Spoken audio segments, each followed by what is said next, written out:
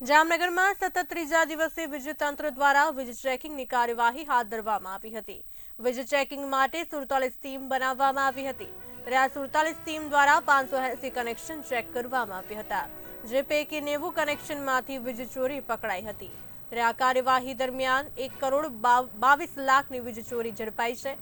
2 દિવસમાં કુલ 42 જેટલી વીજ ચેકિંગની ટુકડી દ્વારા 1019 વીજ કનેક્શન ચેક કર્યા હતા, જે પૈકી 182 કનેક્શનમાંથી કુલ ₹84.30 લાખની વીજ ચોરી પકડી પાડી। ત્યારે સમગ્ર કાર્યવાહીમાં 3 દિવસમાં 2 કરોડ રૂપિયાથી વધુની વીજ ચોરી પકડાઈ છે। જામનગર શહેરના વિવિધ વિસ્તારોમાં ચેકિંગ હાથ ધરવામાં આવ્યું હતું। વીજ ચેકિંગ ટીમની મદદ માટે એસઆરપીના 11 જવાનો, 34 પોલીસ કર્મચારી તથા 3 વિડીયોગ્રાફરને જોડવામાં આવ્યા હતા।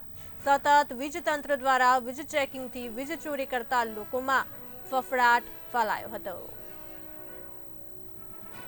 કાર્યવાહી દરમિયાન ₹1,22 લાખની વીજ ચોરી જે છે ઝડપાઈ છે।